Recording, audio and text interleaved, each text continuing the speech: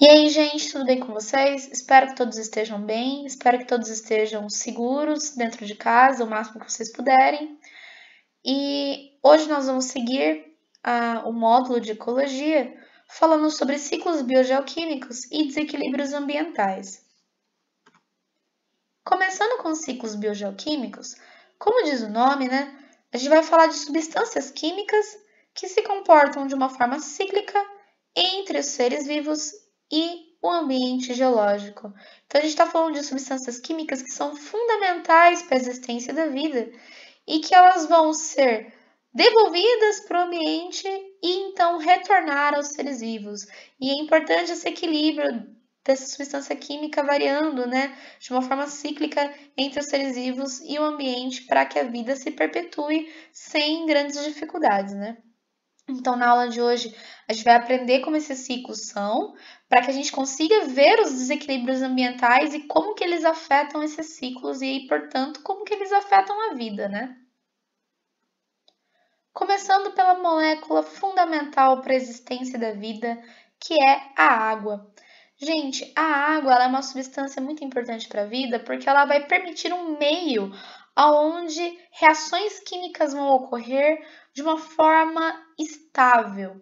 Então, se a gente parar para pensar no próprio conceito de vida, que é uma série de reações químicas ocorrendo dentro de um ambiente fechado, controlado e estável, bom, se a gente pensar nessa própria definição, a gente percebe a importância da água pelo que eu acabei de dizer, né? Então, por conta de suas propriedades químicas, a água, ela acaba sendo esse meio que permite que isso tudo ocorra, porque a água, ela é um solvente universal. O que isso significa, né? Significa que a água ela tem a capacidade de dissolver, de diluir as substâncias, sendo um meio onde a gente vai encontrar essas substâncias disponíveis e podendo transportar essas substâncias para diferentes compartimentos de um organismo e também permitindo que essas substâncias se encontrem nesse meio aquoso, reagindo, né? Então a água ela permite reações químicas. Além disso, a água ela está envolvida em muitas reações químicas importantíssimas para a vida. Um exemplo bem legal que acontece com a gente é a digestão, né? A digestão é a quebra de moléculas grandes em moléculas menores para que essas moléculas menores sejam absorvidas pelo nosso organismo, né? Que elas consigam ser absorvidas pelo nosso organismo. E lá no nosso trato digestório, nós vamos ter enzimas que vão quebrar as moléculas dos alimentos em moléculas menores, ou seja, fazer essa digestão, se utilizando da molécula de água para realizar essa quebra, que é o que a gente chama de hidrólise enzimática. Isso é só um exemplo. Um outro exemplo fundamental para a existência da vida, como a gente conhece, é a fotossíntese, né? A fotossíntese é a síntese de matéria orgânica através da energia luminosa, então se utiliza a energia luminosa para formar a matéria orgânica, unindo aí várias moléculas de CO2, formando, por exemplo, uma glicose, um carboidrato, uma molécula orgânica aí que vai ser uma fonte alimentar dos seres autótrofos e dos seres heterótrofos que se alimentarem desses seres autótrofos, né? E para a produção desse açúcar é necessário que a planta se utilize não só do CO2 e da luz, mas também da água. A água é um dos substratos dessa reação química de fotossíntese. Sem água não rola fotossíntese. Sem fotossíntese a gente não tem liberação de oxigênio na atmosfera, a gente não tem a formação de compostos orgânicos pelos seres fotossintetizantes que vão ser fonte alimentar, a base da cadeia alimentar aí de todo um sistema, né? Como a gente viu na aula passada. Caso vocês não se lembrem disso, voltem lá na aula passada, na parte de cadeia e teias alimentares, para a gente ver, né, essa relação dos organismos produtores que vão produzir a matéria orgânica, que vai ser a fonte energética para todo mundo aí, né? Além disso, a água ela tem como propriedade um grande calor específico. O que isso significa? Significa que para a gente conseguir alterar a temperatura da água, a gente precisa fornecer muito calor para a água. A gente precisa fornecer muita energia para a água. Então, a água ela varia de temperatura muito dificilmente, ela varia pouco de temperatura. O que é muito importante, porque isso contribui para que a temperatura dos organismos seja estável. E se a temperatura é estável, as reações químicas também serão. Então, percebam como tudo se encaixa aí nessa definição que eu disse, né, sobre vida ser um conjunto aí de reações químicas ocorrendo no ambiente fechado, controlado e estável, né? Por fim, por conta dessas três características aqui principais, a gente acaba tendo aí como resultado que a água ela vai compor majoritariamente os organismos, né? Então, por exemplo, o ser humano ele é composto por cerca de 70% de água. Então, muita água, a maior parte do corpo de um ser humano é água. Muito louco pensar nisso, né? Alguns animais, como os quinidários, né, que são as águas-vivas, eles chegam a ter mais de 90% do seu organismo composto por água. É muita coisa. E como que a gente consegue encontrar desequilíbrios no ciclo d'água? Através do desmatamento, porque, como eu vou explicar já já para vocês, as plantas elas são responsáveis, as florestas principalmente, que são tem árvores, né, plantas de grande porte, elas são responsáveis por retornar a água à atmosfera. Então, elas umidificam a atmosfera do local onde elas estão. Então, se a gente desmata, se a gente não tem as árvores, se a gente não tem a floresta, vai diminuir o retorno de água para a atmosfera naquele local, causando um desequilíbrio aí no ciclo d'água. E a poluição, que vai afetar a qualidade dessa água e, portanto, também vai afetar o ambiente e os seres vivos que estão se utilizando dessa matéria aí, dessa água, na sua vida. Que a gente vai falar mais sobre a poluição da água aí, mais para o fim da aula de hoje. Então, vamos dar uma olhada no ciclo da água. Eu acho que ele é o ciclo mais simples de todo. Ele é o ciclo que a gente tem até uma certa intuição de entender ele, porque ele é muito presente no nosso dia a dia, e a gente sempre escuta falar disso, desde quando a gente era criancinha lá na escola, né? Então, vamos dar uma olhadinha rapidinho nisso aqui. A gente tem que a água ela se encontra na forma líquida em grandes corpos d'água, como por exemplo o oceano, ou os rios e os lagos que não estão representados nessa figura, né? A água ela evapora e se condensa nas nuvens.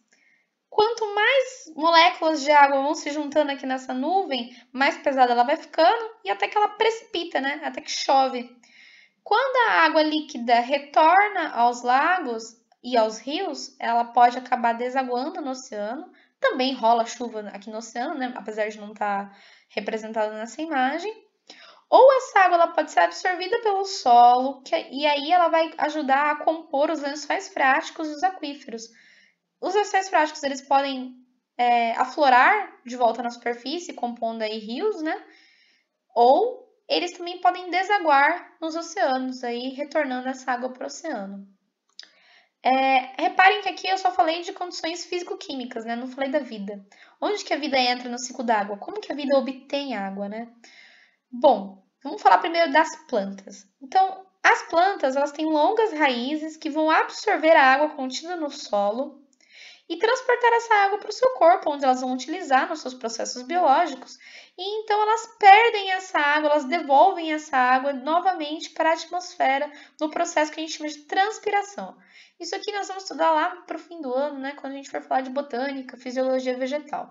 Por hora, só entendam que transpiração é esse processo de perda da água que a planta tem para a atmosfera.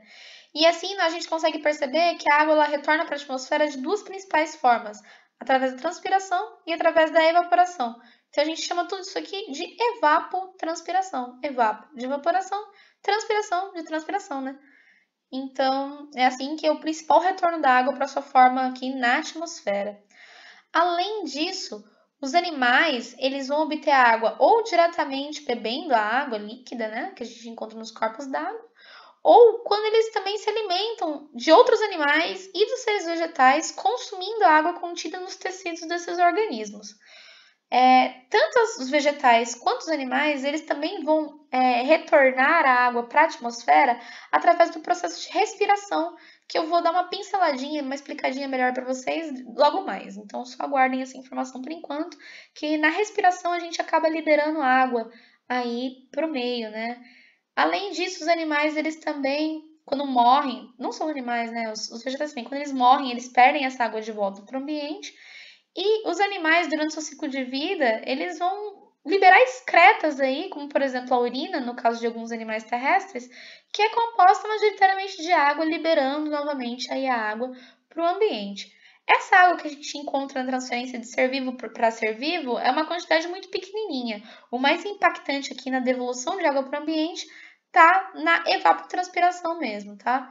E na precipitação com o escoamento da água de volta para o oceano ou para os rios e lagos.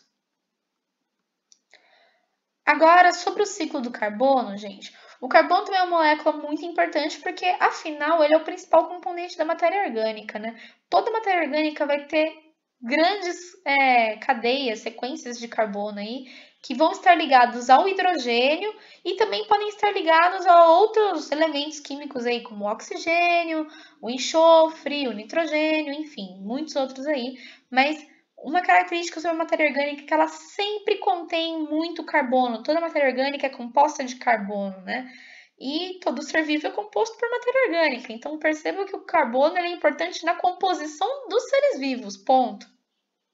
Além disso, a gente sabe que evolutivamente os seres vivos aprenderam a remover a energia contida entre ligações de carbono para transferir para moléculas carreadoras de energia dentro de seus organismos, que é o que nós chamamos de moedas energéticas da célula, né? Eu gosto de falar dessa forma, que é o ATP, a principal dessas moedas energéticas aí, que a função aí do ATP é justamente transferir energia para reações químicas que estejam acontecendo dentro da célula, né? Permitindo aí a manutenção da vida. Então, reparem que as ligações entre carbono, elas são, as ligações entre os carbonos, elas são uma fonte de energia para os seres vivos, né? E então aqui, né, uma moléculazinha de glicose cheia de carboninhos, ó, 1, 2, 3, 4, 5, 6 carbonos. Essa é uma forma cíclica da molécula de glicose, que a gente tem uma forma linear da molécula de glicose, compondo então mostrando aqui pra gente um exemplo de molécula orgânica que é cheia de carbono, né? Toda molécula orgânica é cheia de carbono. Eu só dei um exemplinho aqui para vocês. E aqui, a mesma glicose, né, a mesma molécula que eu expliquei aqui para vocês, ela é utilizada como principal fonte energética nos seres vivos no processo que nós chamamos de respiração. Respiração celular, que nada mais é uma série de reações químicas que quebram os açúcares, produzindo energia. E tem duas formas de fazer a respiração celular: a respiração aeróbica e a respiração anaeróbica. A aeróbica, como diz o nome, ela se utiliza do ar, do oxigênio. E a anaeróbica, a negação. Então, ela não utiliza o oxigênio para realizar respiração. Então, bactérias, protozoários, todo mundo faz respiração anaeróbica, né? Mas alguns seres são exclusivamente anaeróbicos. O que esses seres fazem, né? Aliás, o que todo mundo faz? Porque é isso, todo mundo faz respiração anaeróbica, nem que seja um pouquinho. A molécula de glicose ela vai ser quebrada, por exemplo, em 2 moléculas de etanol e 2 moléculas de CO2, e essa reação química libera energia, 2 ATPs. Isso aqui é o que a gente chama de fermentação alcoólica. Por quê? Porque o produto dessa reação aqui foi álcool. Mas existe um outro tipo de respiração anaeróbica, que é o que a gente chama de fermentação lática, onde o produto da glicose aqui não é o etanol, e sim o ácido lático. A fermentação lática ela acontece em todos os animais. A fermentação alcoólica não acontece nos animais, vai acontecer aí nos fungos, nas bactérias, em outros seres que não os animais. E a gente tem também a respiração aeróbica, na qual a molécula de glicose vai ser quebrada na presença de oxigênio, né? Uma série de reações químicas bem complexas aí, liberando 6 moléculas de CO2, 6 moléculas de água. Então, lembra que eu tinha falado para vocês que na respiração os animais e as plantas liberam água de volta para a atmosfera? Tá aqui, ó, dessa reação química aqui de obtenção de energia através de um açúcar. E a energia, né? 36 ATPs. Então, aqui a gente tem uma diferença importante entre a respiração anaeróbica e a aeróbica, que a que consome oxigênio, ela produz muito mais energia do que a que não consome oxigênio. Por isso que os animais, que são seres grandes, né, com um metabolismo que consome muita energia, por isso que os animais, eles fazem a respiração aeróbica juntamente, além da respiração anaeróbica, para conseguir produzir muito mais energia aí e sustentar esse metabolismo elevado que os seres pluricelulares apresentam, né? Como que a gente encontra desequilíbrios nesse ciclo do carbono? Através do desmatamento, porque afinal, quando a gente remove plantas, a gente está tirando organismos fotossintetizantes, então a gente está tirando organismos que têm a capacidade de remover o CO2 da atmosfera. Então a gente está alterando aí o ciclo do carbono.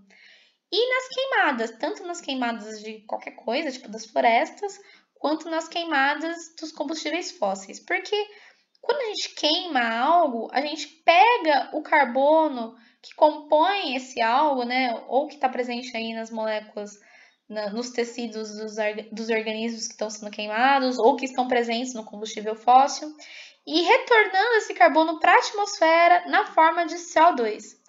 Então, a gente também tem aí um aumento exacerbado na liberação de CO2 por conta das queimadas na atmosfera, causando um desequilíbrio no ciclo do carbono. Então, agora vamos dar uma olhadinha em como que é esse ciclo. Gente, uma dica que eu tenho para vocês é sempre comecem o ciclo através do seu ponto de fixação. O que é isso?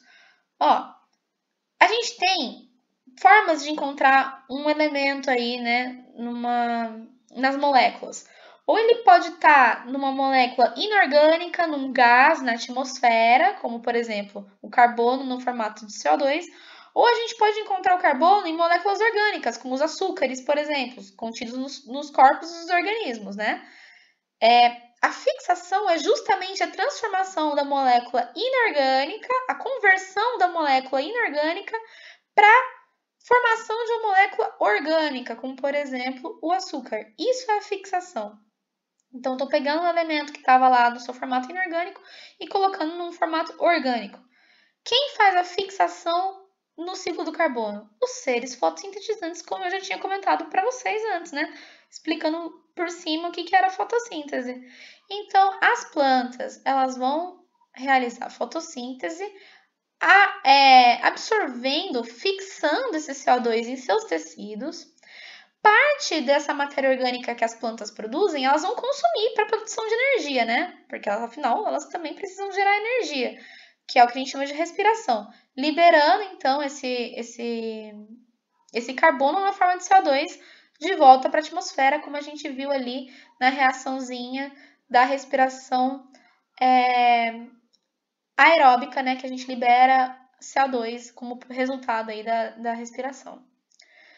Os animais, eles vão obter o carbono através da alimentação, né? Então, um ser herbívoro, ele obtém através do consumo dos seres produtores, né? Esse carbono. E os carnívoros, consumidores secundários, terciários, obtêm de suas presas.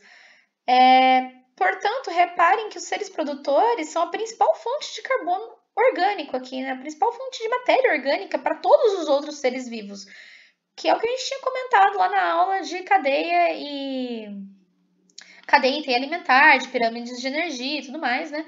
Por isso que os produtores são a base dos ecossistemas. Se vocês não se lembram disso, voltem na aula lá anterior para dar uma olhadinha de novo, porque é bastante importante ter essa noção de que os seres fotossintetizantes são a fonte de tudo, né? Eles sustentam tudo. E aí, os próprios organismos vivos vão realizar respiração, né, celular com essa matéria orgânica que eles obtiveram ou de outros animais ou dos vegetais, liberando CO2 de volta para a atmosfera. Quando geral morre, tanto a planta quanto os animaizinhos aqui, esses animais e as plantas vão sofrer decomposição. A decomposição vai retornar a matéria orgânica, retornar o elemento que estava preso na matéria orgânica para a matéria inorgânica. Então, a gente vai quebrar os açúcares e outros compostos orgânicos ali contidos nos corpos dos seres que morreram aqui, vão ser quebrados pelos seres decompositores, as bactérias e os fungos, principalmente, de volta para CO2, de volta para a atmosfera. Porém, parte da carcaça desses organismos vai ser que foi decomposta ali, não vai retornar à atmosfera, ela vai ser soterrada com várias camadas aí de terra ao decorrer dos milhares de anos. E aí essa grande pressão sobre essa matéria orgânica que ficou soterrada lá embaixo da terra vai transformar essa matéria orgânica no que nós chamamos de petróleo, né? E aí que são os combustíveis fósseis, por isso são fósseis, né? Porque foi decorrente de um processo aí de soterrar matéria orgânica e passar por transformações de pressão aí ao longo dos milhares de anos. Por isso que a gente fala que isso aqui é uma fonte energética não renovável, porque demora milhares de anos para formar isso aqui. Não dá para formar petróleo do nada, né? E aí, esses sedimentos aqui, eles podem acabar retornando ao ambiente, assim, naturalmente, o petróleo jamais, os combustíveis fósseis jamais retornariam para a atmosfera, porque eles iam ficar soterrados lá e iam ficar lá tranquilamente. Porém, quando o ser humano vai lá, recolhe isso aqui e usa na combustão, ele libera CO2 a mais para a atmosfera, causando aí um desequilíbrio. Não era para ter esse retorno aqui naturalmente, né? Nos ecossistemas aquáticos, a gente vai ter que o fitoplâncton, as algas, vão estar fazendo aí a fixação, né?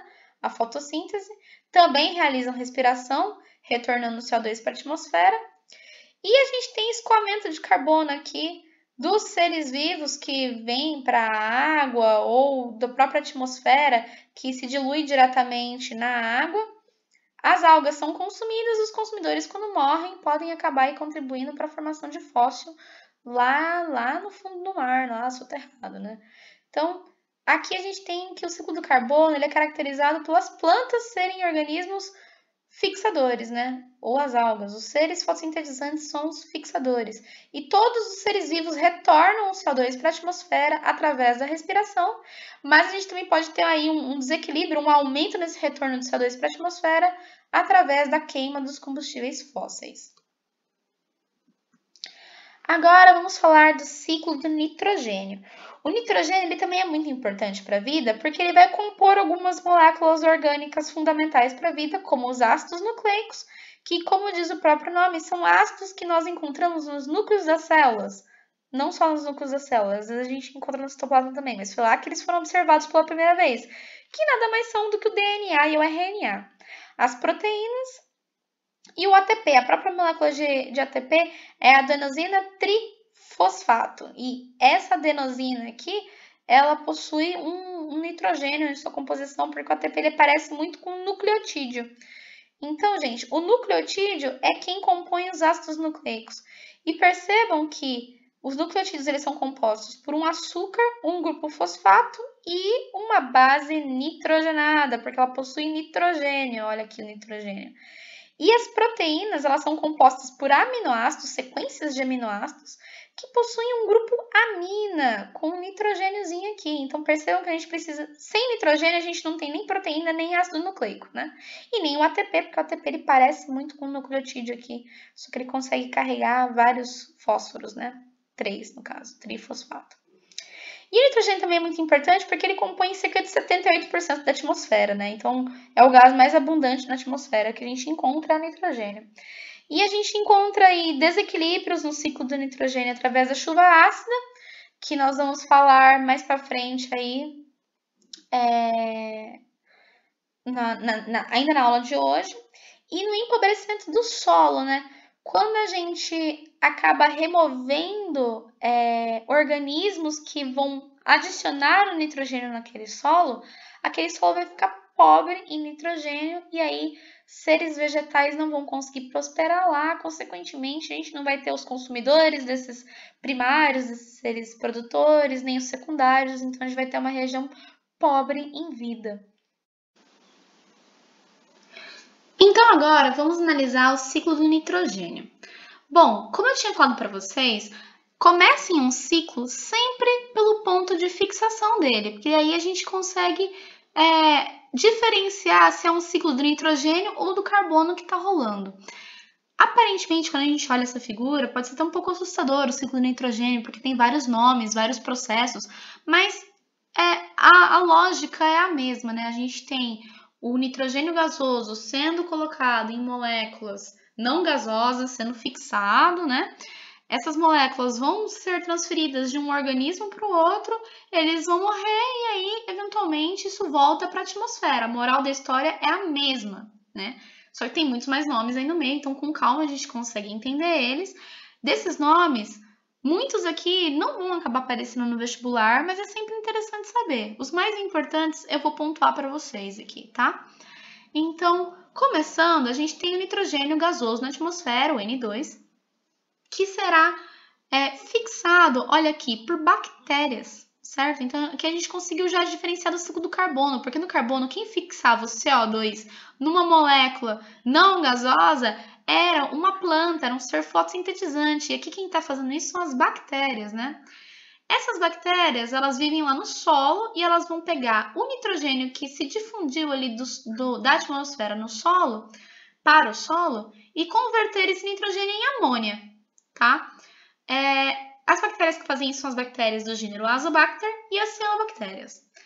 Porém, em alguns casos, quem vai fazer essa fixação biológica são as bactérias Rhizobium, que elas se encontram dentro da raiz de plantas leguminosas. Então, existem nódulos aqui na planta leguminosa que vão abrigar essas bactérias, fornecendo alimento para essas bactérias. O açúcar que essas plantas produzem vai ser compartilhado com essas bactérias. E, em troca, essas bactérias vão dar nitrogênio diretamente ali para essa planta. É uma fábrica de nitrogênio que essa planta tem.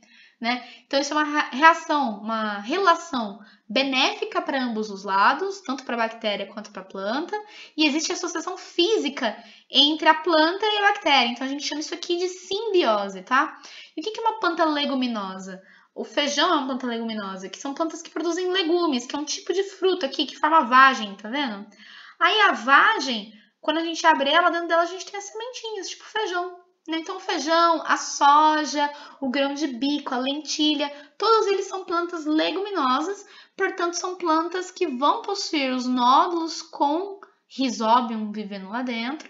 E assim, são plantas que são muito interessantes de você ter num cultivo, porque elas vão enriquecer aquele solo com nitrogênio, já que elas têm bactérias necessariamente nelas ali que estão produzindo amônia, nitrito, nitrato, enfim, com compostos nitrogenados ali naquele solo. A gente também tem a fixação atmosférica, que ela acontece espontaneamente quando raios vão incidir nas moléculas de N2, transformando elas em N4. Gente, a planta, ela até consegue absorver essa amônia que está no solo, tá?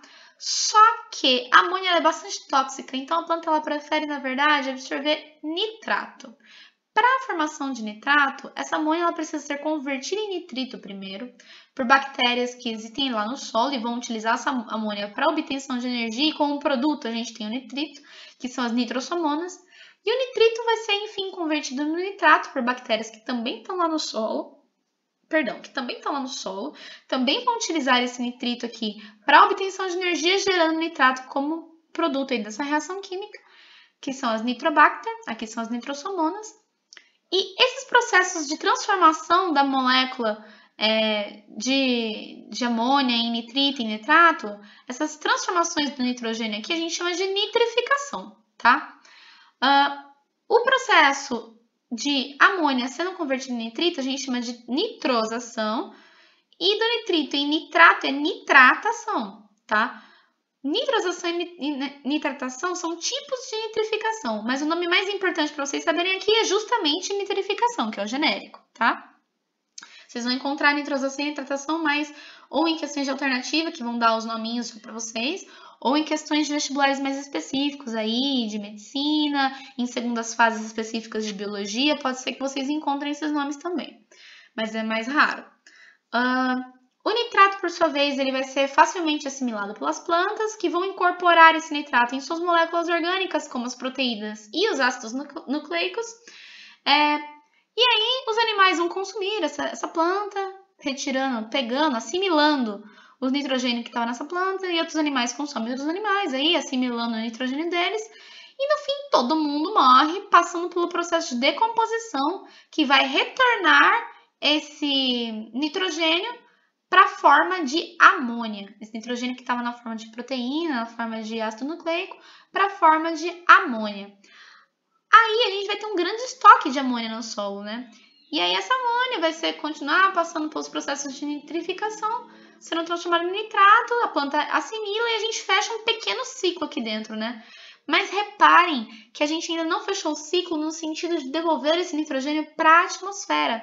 Quem faz isso são bactérias que também estão lá no solo, que são as pseudomonas.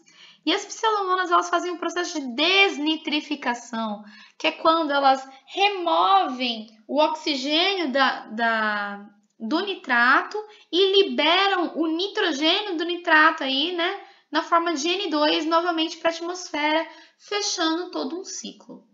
Então, se a gente parar a moral da história aqui, ainda é a mesma, né, gente? A gente teve a fixação do nitrogênio gasoso em moléculas sólidas aqui, né?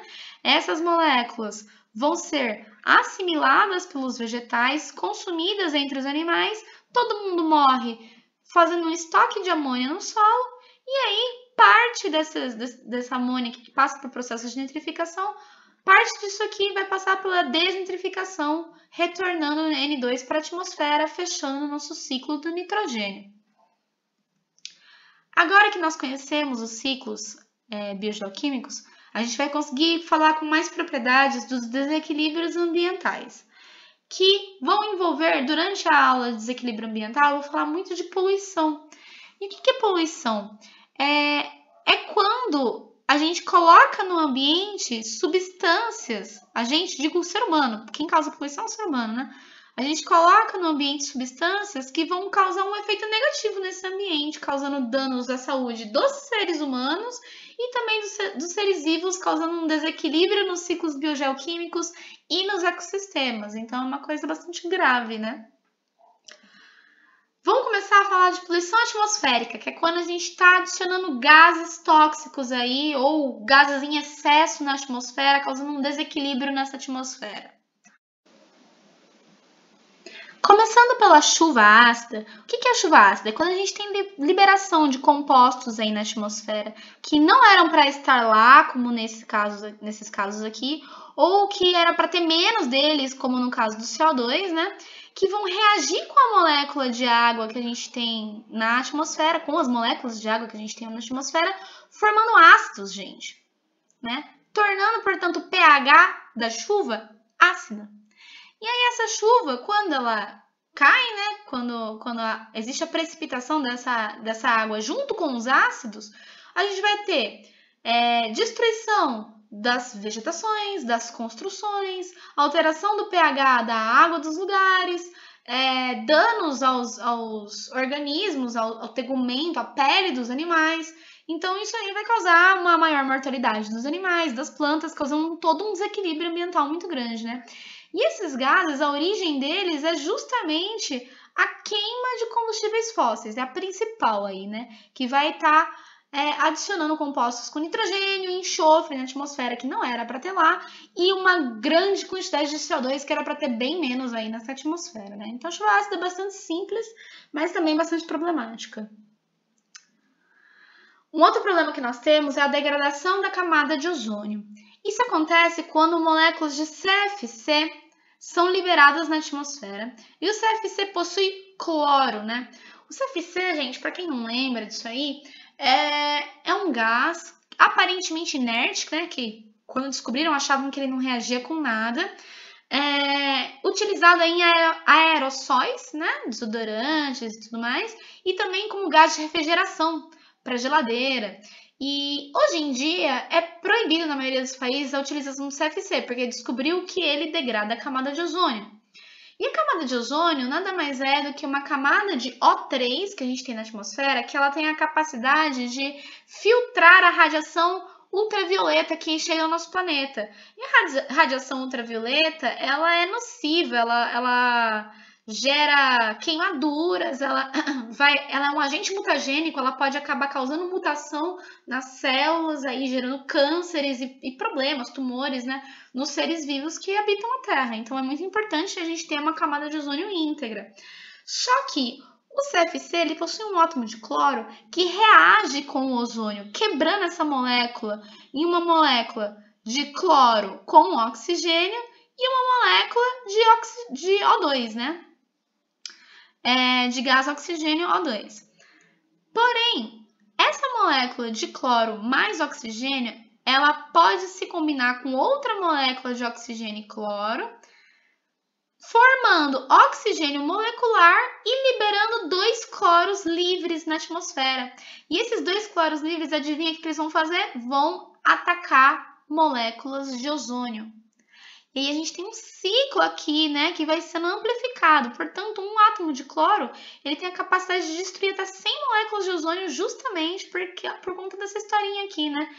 Forma a molécula de cloro com oxigênio, que vai reagir com outra molécula de cloro com oxigênio, liberando oxigênio molecular e liberando cloro livre, que vai atacar novas moléculas de ozônio. E aí a gente tem um ciclo aí muito grande. Então a gente tem um pouquinho de CFC na atmosfera, já acaba causando um buraco muito grande, um estrago muito grande na camada de ozônio.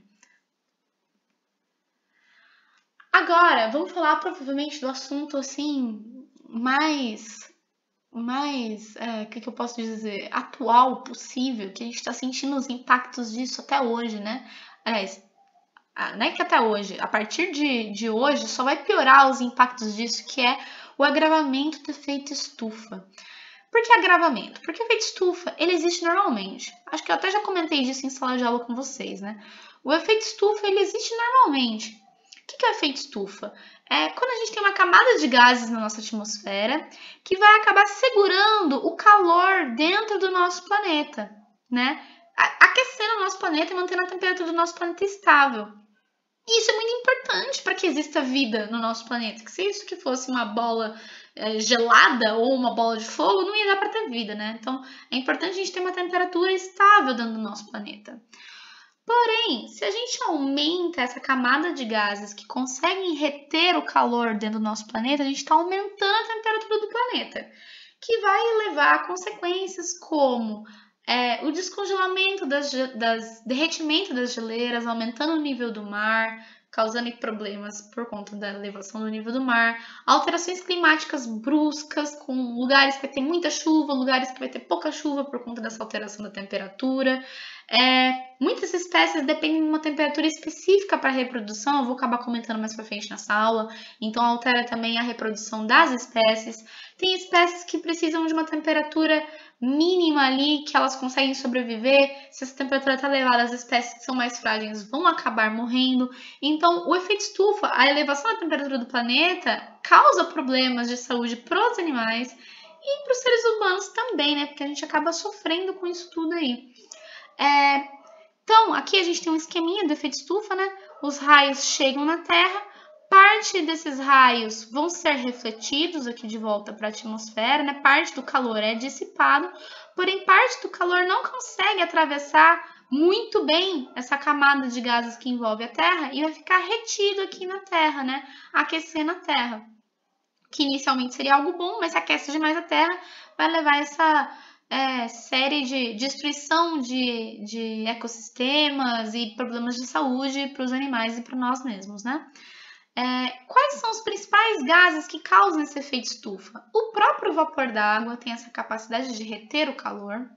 O dióxido de carbono, que é o que a gente mais fala, e o metano, que tem uma capacidade de estufa ainda maior do que o dióxido de carbono, né? O metano, ele é produto de decomposição, por exemplo, e ele tem uma capacidade de efeito estufa muito maior do que o do carbono, só que a gente emite mais carbono na atmosfera do que metano, por isso que a gente acaba falando mais do carbono, mas o metano é ainda pior aí para causar o agravamento do efeito estufa.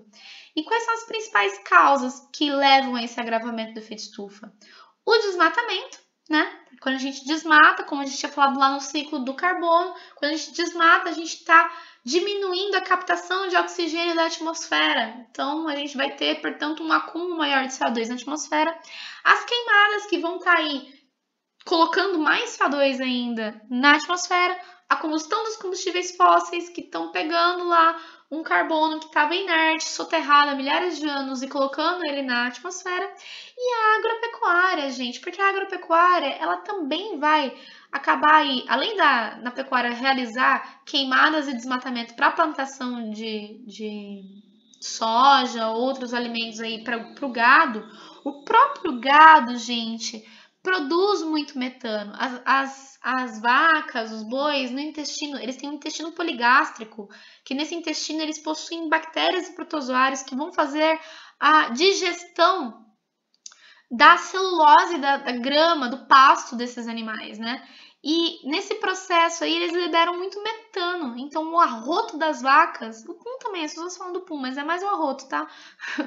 O arroto das vacas, ele vai acabar colocando um monte de metano na atmosfera. E quando a gente tem milhares de vacas em grandes pedaços de terra lá sendo criadas, isso aí se torna um problema, né? Então a agropecuária também é um agravante do efeito estufa. E aí, hoje em dia, a gente tem muitas discussões aí, que às vezes tem até um quê político, né? Se existe ou não existe o agravamento do efeito estufa. Então, eu trouxe algumas evidências aqui para vocês, de alguns dados que foram publicados. Então, olha só que interessante. Aqui a gente tem milhares de anos atrás. 0 é o dia de hoje, atualmente, é aqui 100 milhões de anos atrás, 200, 300, 400, 800 milhões de anos atrás. E aqui a gente tem a variação de concentração na atmosfera. Então, reparem que realmente é normal, ao longo dos milhões de anos, a gente tem um aumento e uma diminuição do CO2 na atmosfera. Isso é normal. Porém, reparem o que aconteceu com essa linha quando a gente chega aqui próximo dos tempos atuais. Olha só que loucura! Aumentou de uma forma nunca antes vista em 800 milhões de anos a concentração de CO2 na atmosfera. Isso aqui, então, prova pra gente que a ação antrópica aí da queimada dos combustíveis, do desmatamento, da agropecuária, de fato está causando uma diferença significativa no nosso planeta na concentração de CO2, comparado com os milhões de anos atrás que a gente tem aí, para ver o que era normal e o que não era. Então, essa variação que a gente está vendo aqui não é normal. Aí, aqui, ó, pegaram numa faixa de tempo menorzinha aí que compreende a partir aqui de 1950, se eu não me engano, né? Aqui a gente tem as revoluções industriais acontecendo, que é quando a gente começa a ter aí queimas de combustíveis do carvão e depois vem petróleo também, né? Combustível fóssil. Reparem que a gente tem na linha preta a concentração de CO2 e as barrinhas aqui são as temperaturas. Então, aqui é a temperatura média e aqui é o quanto abaixo ou o quanto acima da temperatura média a temperatura do planeta estava em determinada faixa de tempo. Então, reparem que quanto mais a gente vem chegando aqui para os anos 2000 e poucos, a atualidade, a concentração de CO2 vai aumentando e a temperatura do planeta também. Então, existe uma correlação entre a temperatura e concentração do CO2, que também é uma evidência para a gente de que o CO2 que foi aumentado aqui, ó, está colaborando para elevar a temperatura do planeta. Então, é uma outra evidência aí que a gente tem do efeito estufa. Então, sim, gente, o agravamento do efeito estufa é algo real. E, por fim, um outro exemplo que eu gostaria aqui de falar para vocês de poluição atmosférica é a inversão térmica e poluição. Gente, a inversão térmica, assim como o efeito estufa, também é algo natural, também é algo que acontece normalmente. Porém, junto com a poluição, a inversão térmica se torna problemática. O que é a inversão térmica?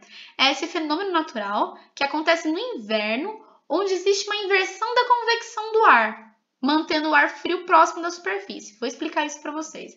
Então, aqui ó, a gente tem uma cidade, provavelmente isso aqui é um tempo frio, inverno, e reparem que a gente tem uma camada aqui de uma neblina, com uma neblina suja, né, escura, cobrindo essa cidade, e aqui em cima a gente tem o céu limpinho, né?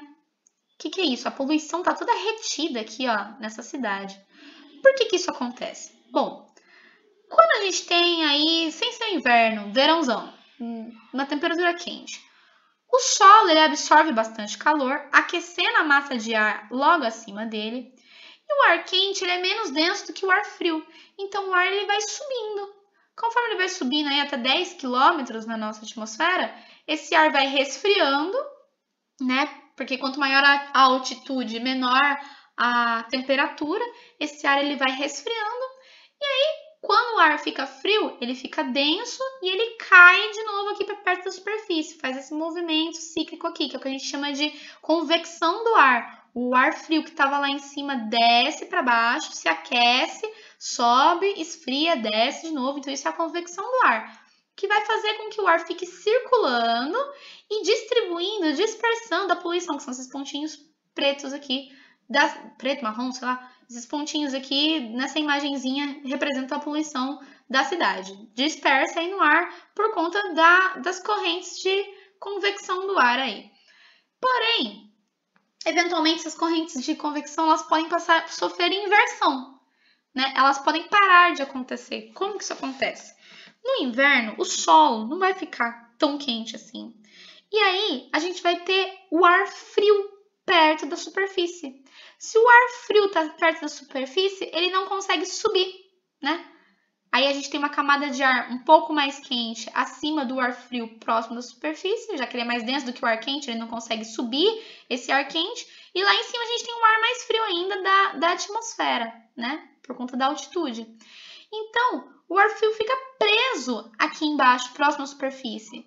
E como ele fica preso aqui embaixo, a poluição não consegue se dispersar para cima, né? O ar frio não consegue ultrapassar o ar quente, não consegue subir. Portanto, a poluição fica presa próxima à superfície, causando aí problemas respiratórios às pessoas que vivem naquela região.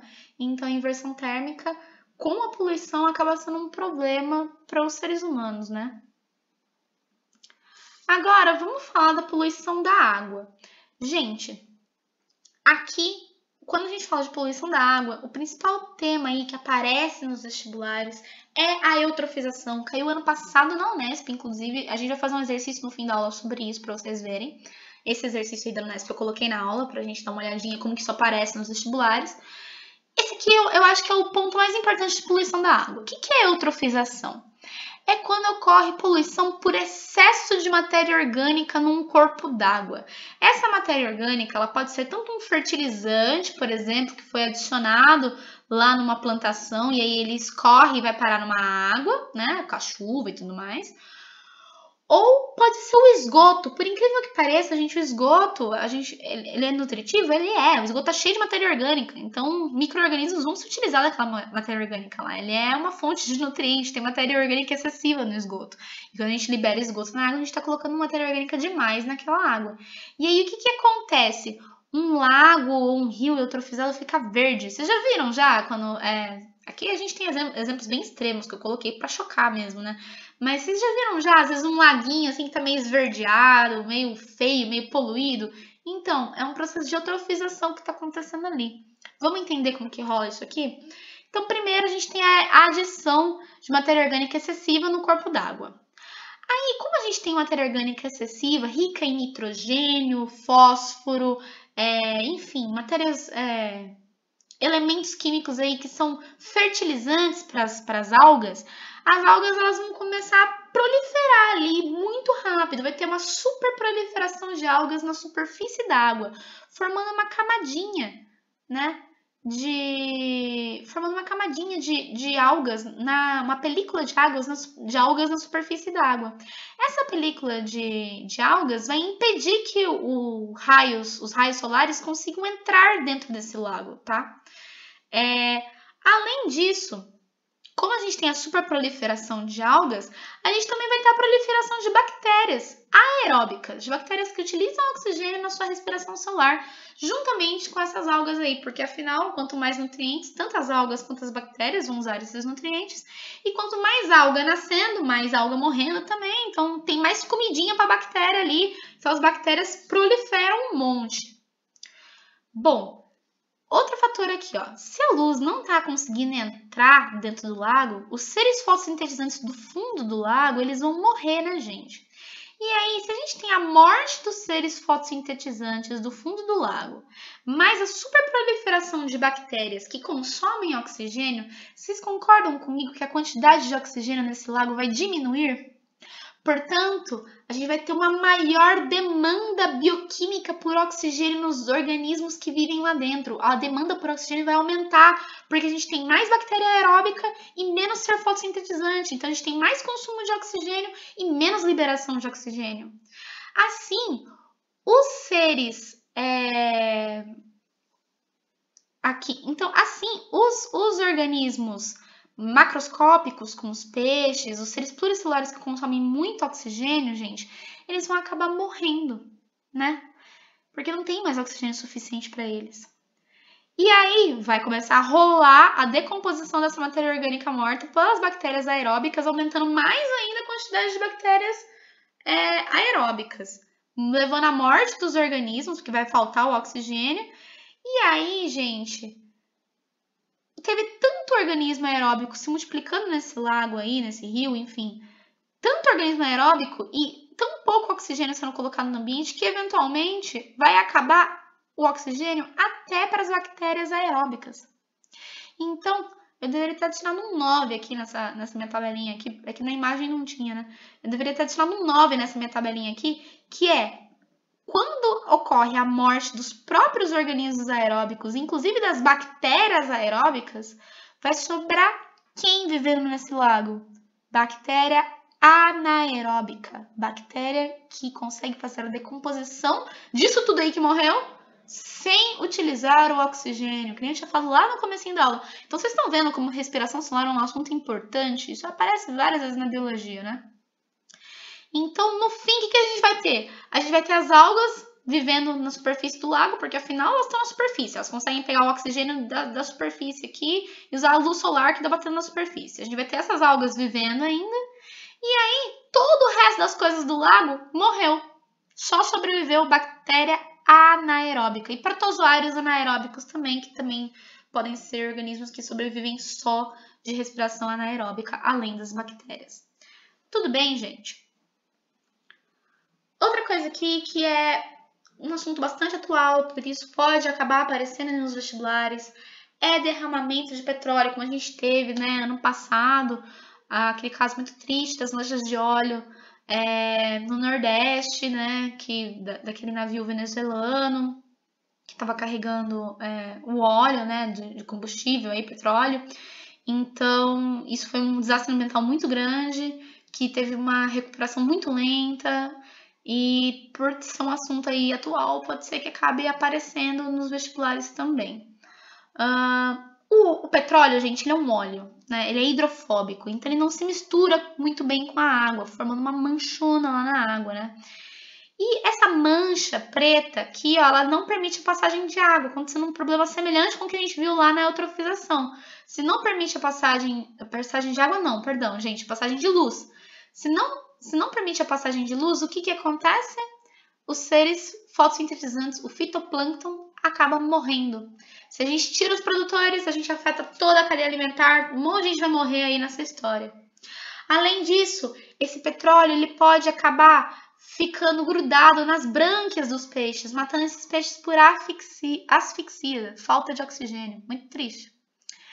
E o petróleo, ele gruda também no tegumento, no revestimento dos animais, como por exemplo essa avezinha aqui, tadinha dela, né? E aí, ele é tóxico, ele vai levar à intoxicação dos animais no qual ele ficou impregnado. Muitos animais são termorreguladores, né? Eles regulam a sua temperatura interna. E o tegumento, a pele, é o principal órgão envolvido aí na termorregulação, porque é através da pele que rola as trocas de calor. Com o petróleo lá, essa função também fica afetada e os animais podem acabar morrendo. E as aves ficam muito pesadas com esse petróleo todo grudado nelas. Então, quando elas nadam, por exemplo, as aves pesqueiras que mergulham para pegar os peixes e acabam esbarrando em uma mancha de petróleo, elas vão ficar pesadas demais para conseguir voar novamente e elas podem morrer afogadas, que é uma coisa muito triste também. Então, isso é um problema muito sério que acontece normalmente ou nos pontos de perfuração do petróleo no meio da água que teve algum vazamento, ou no transporte aí do petróleo e dos óleos, né, que a gente tem por navios, como aconteceu no Brasil fim do ano passado.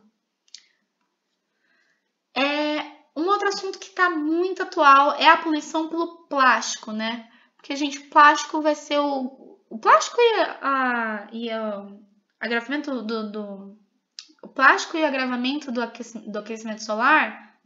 Perdão, gente. Viajei aqui. O plástico e o agravamento do efeito estufa são os problemas que mais vão afetar a gente aí nesses próximos anos, porque são problemas que estão crescentes muito rapidamente e não está sendo feito nada para controlar eles. Aí logo mais a situação vai perder o controle, né? Que desde os anos 50, 8,3 bilhões de toneladas de plástico já foram produzidas, gente. E 75% desse total já virou lixo, ou seja, 75% do plástico produzido aí a maioria desses 75% é tudo plástico descartável, não é plástico durável, né? Então vira lixo rápido, dura pouco tempo na mão das pessoas. E apenas 9% de todo esse lixo já produzido foi reciclado. A reciclagem é um processo custoso, lento e pouco eficiente. Não tem reciclagem de uma forma eficiente instalada aí na nossa sociedade, né? E aí, gente, desse lixão todo, boa parte dele acaba indo parar aonde? Acaba indo parar na água, né? No mar. E aí, gente, o plástico, o grande problema dele, o plástico ele é um derivado do petróleo, né? Ele é um polímero feito através de derivados do petróleo. Então ele tem um tempo de decomposição média de 400 anos. Tem plástico que decompõe mais rápido, tem plástico que decompõe com muito mais tempo do que isso. Então, isso aí vai ficar por 400 anos vivendo ali junto com os organismos aquáticos, causando danos a esses organismos aquáticos, né? Quais são as consequências? A morte da macrofauna, ou seja, dos animais grandes, associados ao ambiente marinho, ao ecossistema marinho, né? Por quê? Porque esses animais grandes, eles vão se alimentar do plástico, né? E é isso que vai causar lesão no organismo deles e eles vão acabar morrendo. Tipo, o caso clássico da tartaruga marinha se alimentando de sacola plástica, né? Porque isso aqui lembra muito uma água-viva, né? Que é uma comida bastante utilizada, um recurso bastante utilizado pelas tartarugas marinhas.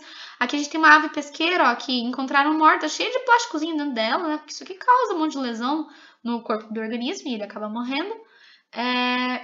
E a gente tem um problema de biomagnificação, que a gente viu na aula passada que era biomagnificação, né? Que era o acúmulo de alguma substância que ela não é digerida, que ela não é destruída nos tecidos dos organismos ao longo dos níveis tróficos, né? Quanto mais a gente for subindo os níveis tróficos aí de consumidor primário, secundário, terciário, quaternário, maior o acúmulo dessa substância nesse organismo.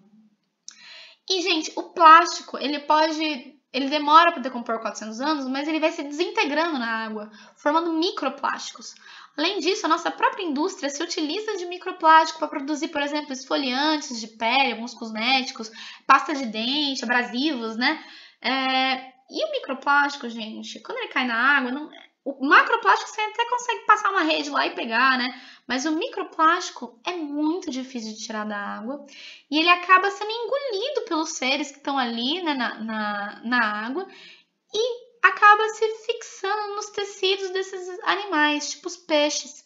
E aí saiu uma pesquisa de uma universidade do Canadá, divulgada pela BBC do Brasil em 2019, que os pesquisadores lá chegaram na conclusão de que cada pessoa se alimenta mais ou menos de até 121 mil partículas de plástico por ano, que eles fizeram um levantamento de quanto plástico tinha nos peixes, nos alimentos que a gente come, fizeram lá mais ou menos uma dieta de quanto que as pessoas devem comer por ano daqueles alimentos lá e chegaram nesse número, até 121 mil partículas de plástico por ano. Então a gente é topo da cadeia, então a gente vai ter um acúmulo maior ainda de plástico no nosso organismo do que os peixes, né? Por conta da biomagnificação.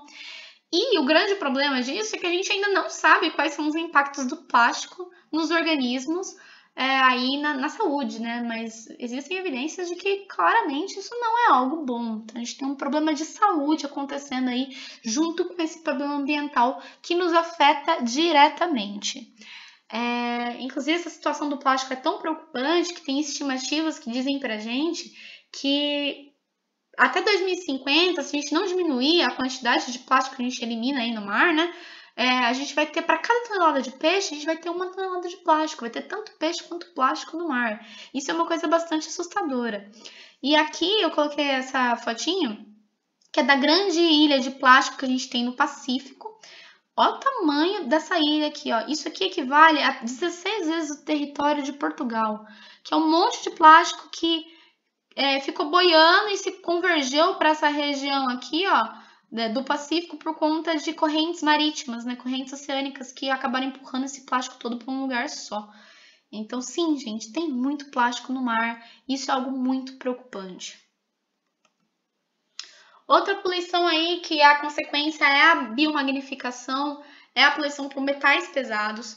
Aqui a gente tem uma foto muito, eu acho pelo menos legal, é triste, né, mas é muito legal, de um rio, o rio Tinto, que a gente encontra aí na Espanha, que é um rio que foi o primeiro caso de poluição assim grande documentado na humanidade.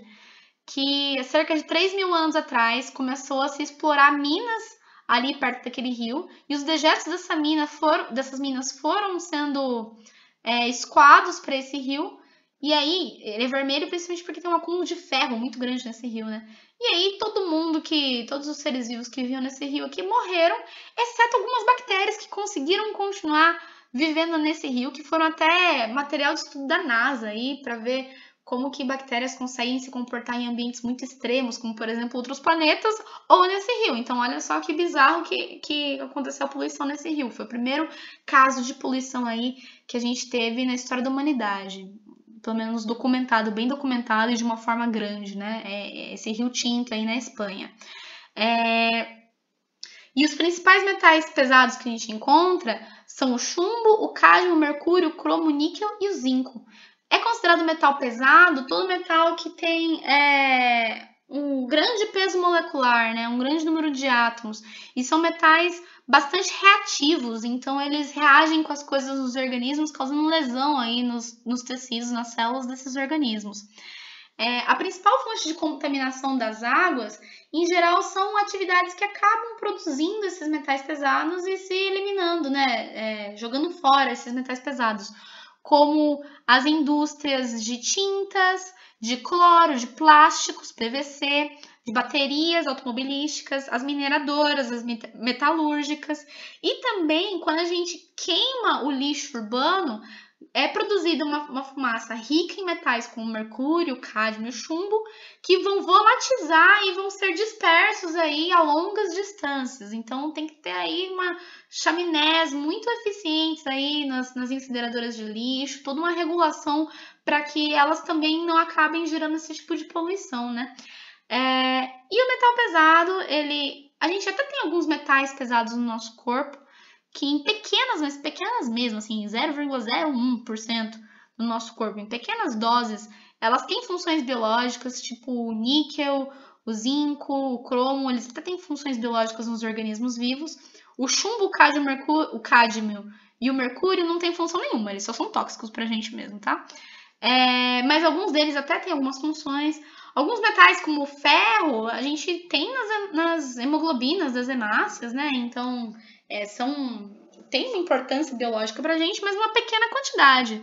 Quando essa quantidade ela passa o limite que o corpo suporta, ela passa a ser tóxica, a reagir demais aí no nosso organismo, gerando lesões, interferir em reações químicas, né? E o nosso corpo não consegue destruir esses metais pesados, então eles vão se acumulando no organismo, né? Gerando então um problema de biomagnificação.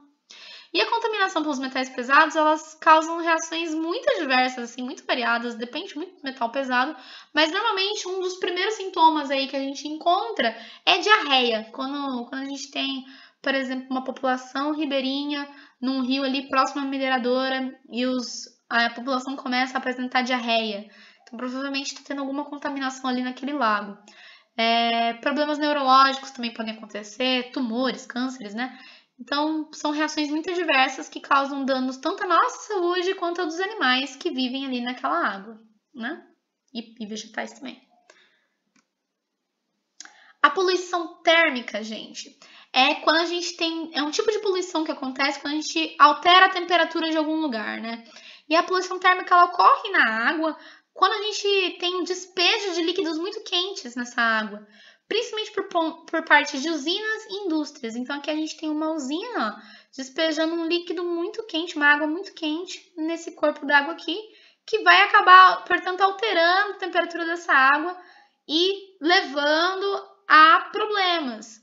Quimicamente, o maior problema, a maior consequência que a gente tem aí na poluição térmica é a diminuição dos níveis de oxigênio na água, porque uma água mais quente diminui a solubilidade do oxigênio da água. E aí o oxigênio que está na água vai para a atmosfera, sai da água e vai para a atmosfera, ou seja, falta oxigênio naquela água. Como isso, a gente vai ter o sufocamento, a morte de plantas e animais aquáticos, né? Então, olha aqui esse lago, esse rio, não sei, cheio de peixes mortos por poluição térmica. Essa água que está muito quente, tem pouco oxigênio. A água muito quente também vai acabar gerando consequências aí para seres que não suportam uma variação térmica muito grande. E também na reprodução, que eu falei que eu ia explicar depois para vocês, vou explicar agora. Olha aqui, ó. Algumas espécies, a determinação do sexo das espécies é de acordo com a temperatura. Então, por exemplo, a tartaruga vai lá e bota um monte de ovo. Se essa tartaruga for dessa espécie... Se essa tartaruga for dessa espécie aqui, ó, essa Macroclemis. Se essa tartaruga Macroclemis aqui colocar seus ovos numa temperatura próxima, variando ali dos 22 aos 28 graus Celsius, essa temperatura vai ativar enzimas aí de hormônios sexuais que vai fazer com que os ovinhos nasçam machos. Então, se a temperatura for entre 22 e 28 graus Celsius, vai nascer machos. Se for acima disso, vai nascer fêmeas. Aqui a gente tem a porcentagem de machos nascendo de acordo com cada temperatura. Então, ó, no caso dos crocodilos, quanto mais elevada a temperatura, mais machos nascem. E no caso dessa outra tartaruguinha aqui, acho que é um cágado isso, não sei, essa Trachemis aqui, ó, temperaturas médias favorecem machos, enquanto temperaturas extremas favorecem o nascimento de fêmeas. Se a gente tem a elevação da temperatura, essas espécies que têm determinação sexual através da temperatura do ambiente vão ser afetadas, porque daí, por exemplo, só vai nascer macho desse jacaré aqui, desse alligator mississippiensis aqui. E aí, o que acontece? Se só nasce macho, não vai ter fêmea para reproduzir, a espécie acaba entrando em extinção eventualmente, aí se nada acontecer, né? Então, é um problema quando a gente só nasce um dos sexos aí numa população. Então, as populações que vivem nessas águas aqui, que passam pela poluição térmica e que têm a determinação do sexo de acordo com o ambiente, elas podem sofrer também, aí levando à extinção das espécies. Lembrando que o aquecimento global também contribui para isso aqui, ó. As tartarugas marinhas, quando elas chegam lá na praia para desovar, a temperatura do ambiente ali na areia vai dizer se vai sair macho, se vai sair fêmea, se vai sair os dois ali daqueles ovinhos daquela tartaruga. E com o aquecimento global, vai sair só um dos sexos aí e vai dar algum problema na reprodução da espécie, certo? E, gente, esse aumento na temperatura, essa poluição térmica, ela vai acabar ocasionando um outro problema, que é o branqueamento dos corais. Bom, gente, os corais, eles são animais, né? São os quinidários, que muitas vezes são associados a algas coloridas, né? Por simbiose lá, que nem eu já tinha falado para vocês de simbiose hoje lá na raiz das plantas leguminosas, e a gente vai ver depois na aula de relações ecológicas, mas é isso, né? A simbiose é uma relação que ela é benéfica para dois organismos de espécies diferentes e que vivem fisicamente associados. Então, dentro dos corais, a gente vai ter algas morando lá dentro. Essas algas são coloridas, deixando o coral colorido. E essa alga ela é benéfica para o coral porque ela faz fotossíntese e produz alimento que ela compartilha junto com o coral. Em contrapartida, o coral ele abriga essa alga, né? Ele dá uma casa para essa alga morar, protegendo essa alga aí, né? E essas algas são as zooxantelas e elas são muito frágeis ao aumento da temperatura, o que leva à morte delas, né? E à expulsão delas para fora do organismo dos corais. E aí, se o coral ele perde a alga que deixa ele coloridinho, ele fica o quê? Branco. Só que, gente, o coral sem a zooxantela vai ter menos alimento ali disponível e ele eventualmente pode acabar morrendo, sobrando somente o esqueleto do coral, que também é branco, que é um esqueleto calcário, né?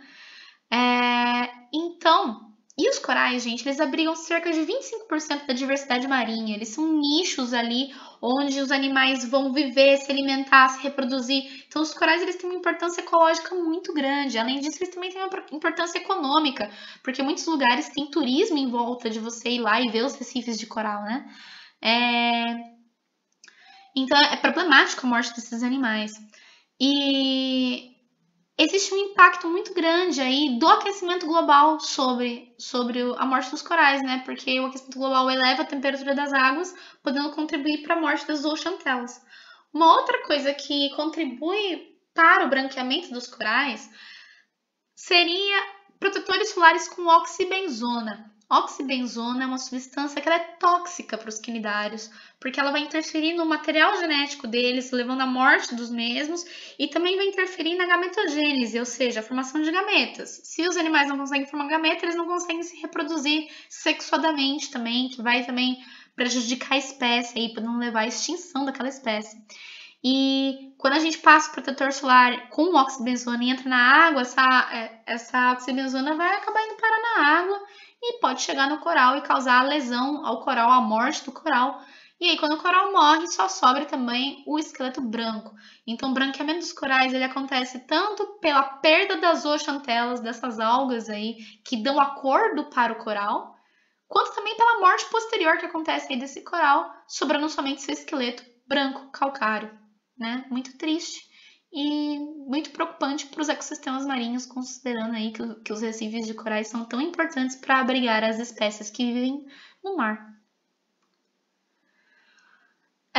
Outro problema que a gente tem aí, juntamente com o aquecimento global, com o agravamento do efeito estufa, é a acidificação dos oceanos. Gente, quando a gente libera mais CO2 na atmosfera, mais CO2 vai se difundir ali na água, né? Então, a gente vai ter mais CO2 nos oceanos. Esse CO2, ele se combina com a molécula de água, formando ácido carbônico. E o ácido carbônico, ele se dissocia em íons H+, e íons bicarbonato ali naquela água, certo? O bicarbonato, ele também se dissocia em H+, e íons carbonato. Gente, se vocês lembram lá da química, o pH nada mais é do que uma medida de concentração de H+ no meio. Quanto mais H+, mais ácido é aquele meio. Então, ó, aqui a gente teve a liberação de H+ do ácido carbônico e a liberação do H+ do bicarbonato. Então, reparem como quanto mais CO2 eu coloco, mais formação de ácido carbônico eu vou ter, mais liberação de H+ eu vou ter. Então, isso é um problema, porque a água está ficando cada vez mais ácida. Assim, existe um pouco de CO2 difundido na água, com certeza, claramente, afinal os seres estão fazendo respiração lá dentro. E isso aqui, essa reação química, ela até tem uma importância biológica, porque o carbonato, ele se combina com o cálcio formando carbonato de cálcio, que é a matéria-prima para formação dos esqueletos, das conchas, de vários animais aquáticos, tá? Só que, quando a gente aumenta muito a concentração de CO2 nessa água, o carbonato ele se liga com mais afinidade ao hidrogênio que está em excesso do que ao cálcio. Então, não vai ter a formação de carbonato de cálcio com tanta frequência quanto tinha antes, quando tinha menos CO2 naquela água. Então, os animais que utilizam esse carbonato de cálcio aqui para a fabricação de suas conchas, gente, esses animais não vão mais conseguir utilizar tanto carbonato de cálcio, suas conchas vão ficar frágeis ou deformadas. Então, dá uma olhada aqui, ó. Aqui a gente tem um foraminífero, que é uma alga, né? Um ser planctônico aí, unicelular, que ele produz casquinhas de carbonato de cálcio. Quando tem falta de carbonato de cálcio no ambiente, ele fica deformado, porque ele não consegue produzir a sua casquinha aí com perfeição, com facilidade, né? E aí esse bicho aqui vai ter problemas de sobrevivência, afinal, sua casquinha protetora aqui tá danificada, e aí a gente vai ter uma morte de plâncton. Se a gente tem morte de plâncton, a gente tá tirando aí os produtores, os consumidores primários, causando um grande desbalanceamento aí na cadeia alimentar, nas teias alimentares, então isso é um problema sério. Além disso, ó, isso aqui é uma concha de um gastrópode vista de cima aqui, né? Um gastrópode meio cônicozinho. E olha como ela tá toda desgastada. Por quê? Porque o ácido também vai corroer as estruturas ali na água e causar lesões aos organismos, né? Então, lembrem-se disso, que muita acidez, ela diminui a disponibilidade do carbonato para o cálcio, não formando carbonato de cálcio. E assim os animais que produzem estruturas através do carbonato de cálcio vão produzir estruturas frágeis ou defeituosas, vão ter suas estruturas corroídas por conta da acidez elevada, levando à mortalidade desses animais e seres fotossintetizantes do fitoplâncton, causando um grande desequilíbrio em toda a teia alimentar, em toda a relação ecológica estabelecida ali. Bom, para finalizar a aula de hoje, eu quero falar rapidamente do que acontece quando a gente elimina esses fatores que estão causando a destruição de uma comunidade, destruição de um ecossistema. O que acontece? Como que uma comunidade se estabelece num lugar que não tem ninguém ali ou que foi destruído? É o que a gente chama de sucessão ecológica. Então, gente, a sucessão ecológica é uma série de eventos que descrevem a dinâmica das comunidades, desde a sua origem, passando pelo seu crescimento e chegando no equilíbrio. Então, lembra que comunidade aí é um conjunto de populações de espécies diferentes vivendo junto, né? A primeira fase que a gente tem na colonização de um ambiente, a gente chama de ecese, que é a fase primária, onde a gente vai ter seres pioneiros, colonizadores. Os organismos colonizadores são organismos pouco exigentes em questão de nutriente, né? Então, eles não precisam, se são pouco exigentes em questão de nutrientes, não quer dizer que eles fazem seus próprios nutrientes, eles são fotossintetizantes. Eles também são pouco exigentes em relação ao substrato, eles não precisam de um solo fofinho e macio para conseguir colocar grandes raízes ali. Não, eles conseguem se estabelecer bem em superfícies de rochas e coisas mais rígidas, né? E também são pouco exigentes em questão de umidade e temperatura, ou seja, eles são resistentes a variações de temperatura e umidade. Porque quando a gente pensa numa rocha nua, a rocha nua não tem sombra. A rocha nua absorve um monte de luz durante o dia e fica quente pra caramba e a noite fica gelada, né? Então existe aí uma grande variação de temperatura.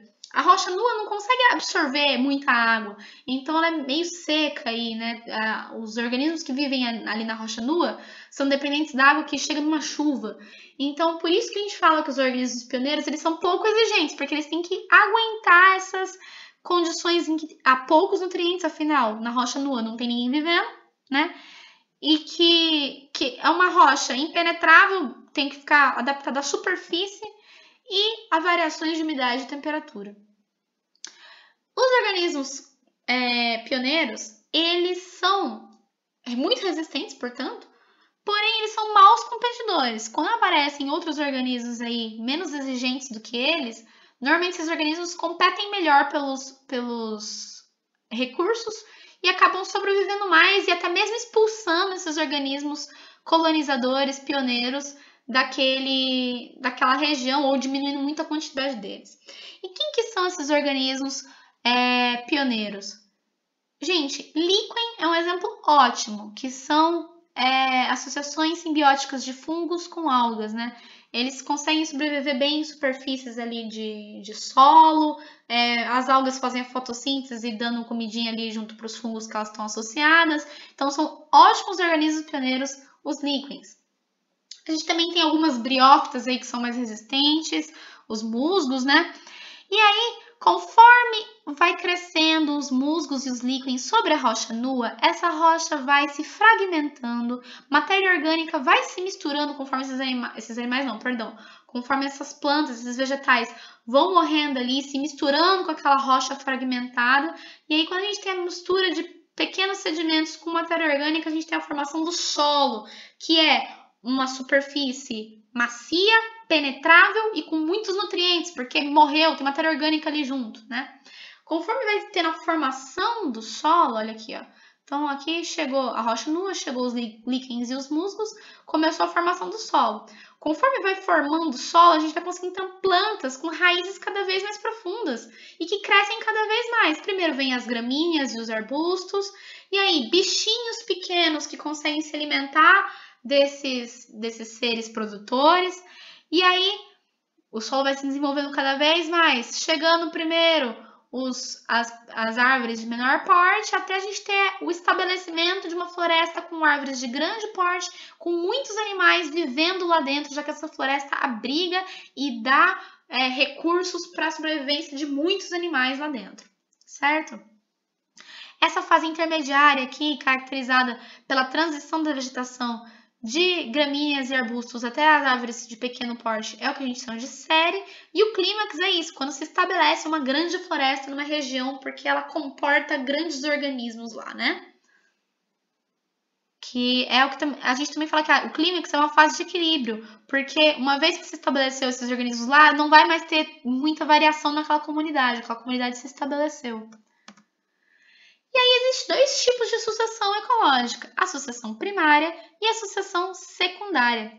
A sucessão primária é quando acontece a partir de um local inabitado pela vida, tipo uma rocha nua mesmo, não tem nem bactériazinha lá quase para contar a história, não tem ser produtor lá, acabou com todo mundo, não tem ninguém lá. Exemplo, dunas desérticas no deserto, que não tem bicho nenhum, não tem nada vivendo lá, rochas nuas, ilhas vulcânicas, porque quando tem erupção de vulcão, esse vulcão mata tudo que estava lá e a lava se solidifica formando rochas nuas. Então, erupções de vulcão, ali, ilhas vulcânicas, acabam gerando sucessões ecológicas primárias e uma região pós-erupção, né? Pós-erupção de um vulcão. A ilha vulcânica é quando lá embaixo da água tem erupção, extravasamento de magma, e esse magma se solidifica formando aí uma ilha, né? E a região pós-erupção é o que eu tinha falado para vocês, quando um vulcão entra em erupção, queima, destrói tudo que estava lá, se solidifica formando uma nova rocha. O magma se solidifica formando uma nova rocha. E a sucessão ecológica secundária é quando ocorre todo esse tipo de sucessão ecológica aí a partir de um local que já tem seres vivos pré-existentes lá. Isso acontece normalmente após um desastre naquela região, que é o que a gente chama de... Esse desastre ele pode ser tanto natural ou antrópico. E esse processo aí, esse desastre, é o que a gente chama de desclímax. Então, a gente tinha, por exemplo, uma floresta no seu clímax, extremamente bem estabelecida, com suas espécies lá, toda a sua variabilidade, tudo muito bem equilibrado. E aí acontece uma queimada. Essa queimada vai destruir boa parte das plantas e organismos que vivem lá. Mas vai sobrar semente, vai sobrar algumas gramíneas, alguns animais que vivem enterradinhos aqui. Alguns seres vivos sobrevivem após uma queimada. Então isso aqui já não é uma sucessão ecológica primária. Por quê? Porque você não vai precisar dos mesmos organismos colonizadores, pioneiros, para dar continuidade ao desenvolvimento da comunidade aqui. Ele vai continuar aí no meio de uma série, né? Ou às vezes logo nos estágios pioneiros ali de desenvolvimento, logo nos estágios mais avançados ali de colonização, né? Então você não precisa de todo o processo de colonização, de formação de um solo novamente. O solo está formado. Então é um processo de sucessão um pouco mais rápido, né? Porque você já tem seres vivos vivendo lá. Porém, gente, o grande problema disso aqui, a questão é, as florestas elas se recuperam depois de alguns anos. Elas vão se formar novamente. Mas isso não significa que o processo de sucessão vai ser igual, que as mesmas espécies vão acabar indo para lá, entenderam? Então a gente tem uma perda de biodiversidade quando existe aí um desastre.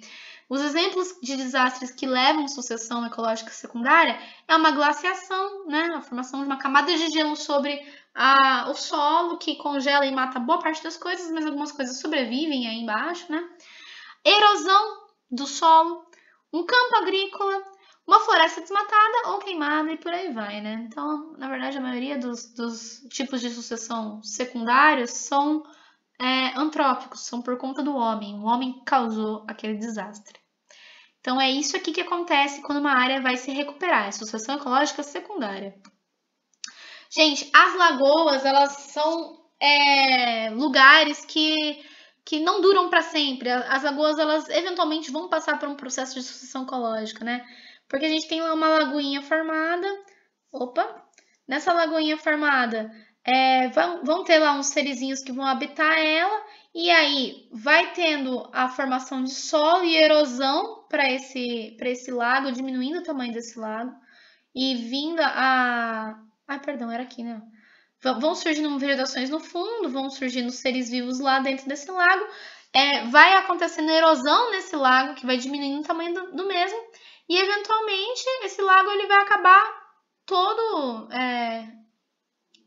preenchido. A água que vai sumir, né? De tanta terra, tanto solo que vai se formando nesse lago, produzindo, então, uma floresta. Então, os lagos, eles são efêmeros. Eventualmente, ao longo dos milhares de anos aí, os lagos, eles passam por esse processo de sucessão, formando uma comunidade clímax, que é uma floresta. Então, os lagos são séries, né, no meio de um processo de sucessão ecológica. E esse gráfico aqui é muito importante porque ele mostra pra gente o que está acontecendo durante a sucessão ecológica. Aqui é quando a gente não tem sucessão acontecendo ainda, é o tempo zero, e aqui é quando a gente atinge o clímax da sucessão. Percebam que a taxa de crescimento, aqui a gente tem a taxa de crescimento de vários fatores, e percebam que a biomassa vai aumentando, né? Então, no começo a gente só tinha organismo pequenininho lá, líquen, musgo, arbustos, gramas e árvores pequenas, árvores grandes, e aí os animais também vão crescendo, né? Que vão colonizando cada um desses lugares. Então, a biomassa, com o tempo de sucessão, vai aumentando. A mesma coisa acontece com a produção primária bruta. O que isso significa? O tanto de energia produzida ali pelos seus produtores na fotossíntese, sem contar a taxa de respiração. Por isso que é bruta. A gente não está descontando quanto dessa energia está sendo produzida. A gente está pensando só na energia produzida em si, bruta. Então, algas, líquens e musgos, eles são seres menores que fazem menos fotossíntese e produzem menos energia do que grandes árvores. Então, a produção primária bruta também vai aumentando com o decorrer aí da sucessão ecológica. E a respiração também vai aumentando com o decorrer da sucessão ecológica. Por quê? Porque aqui a gente tinha poucos organismos, pouco exigentes energeticamente. Então, eles gastavam pouca energia, apesar de produzir pouca energia também. Porém, quando a gente pensa numa floresta bem estabelecida, tudo que a floresta produz, ela consome, porque ela sustenta muitos organismos e árvores, vegetais, que também tem um gasto energético muito grande para manter todo aquele porte lá. Então, toda a energia produzida por uma floresta, quase toda, pelo menos, energia produzida por uma floresta de grande porte, ela é consumida, né? Porque a gente tem altas taxas de respiração. Portanto, a produção primária líquida, ou seja, o quanto de energia foi produzido pelos seres produtores, menos o quanto foi consumido pela respiração, é a única coisa que diminui ao longo dos tempos de sucessão. Porque quanto mais complexos os organismos, apesar de eles produzirem mais energia, eles também consomem mais energia. E aqui a gente tinha organismos menos exigentes energeticamente falando. Outra coisa que não está nesse gráfico aqui, mas que também aumenta com o tempo de sucessão, é o número de espécies e a diversidade biológica, né? Acho que isso aí é um pouco mais óbvio, um pouco mais claro de se imaginar. Bom, gente, para a gente finalizar a aula de hoje, vamos fazer alguns exercicinhos aí para a gente entender, fixar todo esse conteúdo que eu falei, que foi bastante coisa, né? Então, vamos aqui fazer um exercicinho de ciclos biológicos, nos ciclos biogeoquímicos. Então, os organismos mantêm constante a troca de matéria com o ambiente. Os elementos químicos são retirados do ambiente pelos organismos, utilizados novamente e devolvidos ao meio, definindo os chamados ciclos biogeoquímicos. A figura representa um desses ciclos. Aqui é a figurinha. É correto dizer que a figura representa o ciclo? Bom, gente, lembra que eu falei para vocês? Procurem o ponto de fixação, que é quando a gente pega o elemento da atmosfera e coloca ele numa molécula sólida, orgânica, que aqui, ó, eu já apontei sem querer já, né, enquanto eu explicava. Então, ó, aqui a gente tem o elemento, a fonte desse elemento químico. Esse elemento químico, ele vem o tempo todo aqui para a atmosfera, ó, dos animais, através da produção de energia de um depósito subterrâneo. O que será que é isso aqui, né? E ó, reparem que as plantas, elas também devolvem esse elemento químico para a atmosfera, mas elas também retiram esse elemento químico da atmosfera. Elas fixam esse elemento químico. Portanto, isso aqui é um ciclo do carbono. Lembrem que as plantas são as fixadoras de carbono, enquanto que as bactérias são as fixadoras de nitrogênio. E esses depósitos subterrâneos são os combustíveis fósseis, o petróleo, o carvão, e que na produção de energia devolve aí o CO2 para a atmosfera de uma forma aumentada. Portanto, analisando o ponto de fixação, é correto dizer que a figura representa o ciclo do carbono e as setas A e B representam, respectivamente, a fotossíntese no A, absorvendo o CO2, e a respiração no B, devolvendo, aqui B também, devolvendo o CO2 para a atmosfera. Resposta E. Essa questãozinha aqui de segunda fase da FUVEST. Então, o esquema representa o ciclo do elemento nitrogênio. O ciclo do elemento nitrogênio. Vamos encontrar aonde que o gás nitrogênio é transformado em amônia. Aqui, ó. Então, esse aqui é o processo de fixação desse ciclo, realizado pelas bactérias, né, gente? Se for uma bactéria associada com uma raiz de planta leguminosa, a gente fala que é uma rhizóbium, e aí vão ser as cianobactérias ou as azobactérias do solo que vão fazer esse processo sem estar associado a uma planta, simplesmente vivendo lá no solo, né? Então, explique de que maneira os animais obtêm nitrogênio para a fabricação de suas substâncias. Então, aqui eu coloquei uma respostinha. Ó. Os animais obtêm nitrogênio através da assimilação dos compostos orgânicos com nitrogênio presente nas plantas ou em outros animais, né? Então, ó, animais aqui, ó, eles podem conseguir o nitrogênio que estava lá presente nas plantas, ou, aqui ele não coloca isso, né? Ou de outros animais, comendo outros animais. Em quais processos indicados pelas letras A, B, C, D e E participam bactérias? Gente, olha lá, o processo A é o processo de fixação, isso aqui é realizado por bactéria. O processo B é um processo de nitrificação, então isso aqui também é realizado por bactéria. Aqui, no processo C, nitrito para nitrato, também é nitrificação, também é realizado por bactéria. O D, ó, a transformação do nitrato em nitrogênio é um processo de desnitrificação, portanto, é um processo mediado por bactérias. E aqui, ó, a transformação de amônia através de animais e plantas é um processo de decomposição. Assim, quem realiza decomposição? Fungos e bactérias. Então, todos esses processos vão utilizar bactérias. E, repara, a pergunta pediu como é o nome desses processos, quais são as bactérias? Não, eles perguntou em quais processos. Então, todos os processos. Essa resposta acabou. Lembrem-se de não ficar enrolando aí em resposta de exercício, ou vocês podem acabar errando alguma coisa aí. E a C? Qual a importância do processo E para a continuidade da vida? Gente, o processo E é o retorno do nitrogênio para a amônia vindo dos animais e das plantas. Portanto, isso aqui é o processo de decomposição. Qual que é a importância da decomposição? É a devolução da matéria orgânica para o meio, que permite que as plantas absorvam os nutrientes e incorporem em seu organismo, possibilitando que animais adquiram, portanto, o nitrogênio. Tudo bem? Porque ele pedia a continuidade da vida. Então, assim, os animais conseguem adquirir nitrogênio, fechando aí, permitindo a continuidade da vida. Bem tranquila essa questão da FUVEST aqui, segunda fase. Agora, questãozinha do Enem. Gente, a dica para fazer exercício do Enem é ler a primeira pergunta, porque isso aqui cansa, né? Numa prova com 90 questões, cansa, fica lendo e muitas vezes é desnecessário esse texto. Então, primeiro você lê a pergunta. Se você não conseguir responder a pergunta sem o texto, você volta no texto já procurando a informação que você sabe que você tem que achar. Então, ó, no Brasil, em termos do impacto das fontes de energia no crescimento do efeito estufa, quanto à emissão de gases, as hidrelétricas seriam consideradas como uma fonte. Cuidado, que isso aqui é uma pegadinha. Hidrelétrica não é uma fonte limpa de energia, gente. Se vocês não sabem disso, o texto está falando isso aqui para vocês, ó, porque eles estão falando que aqui, ó. Entretanto, estudos indicam que emissões de metano das hidrelétricas podem ser comparáveis às emissões de CO2 das termoelétricas. Então, ele está falando aqui para a gente, ó, que as hidrelétricas emitem metano, e se vocês lembrarem, o metano eles têm um potencial estufa aí muito maior do que o CO2, então isso aqui também é poluente, tá? Caso vocês não soubessem que a hidrelétrica não é uma fonte limpa de energia, essa informação estava no texto. Mas agora vamos entender o porquê que a hidrelétrica não é uma fonte limpa de energia?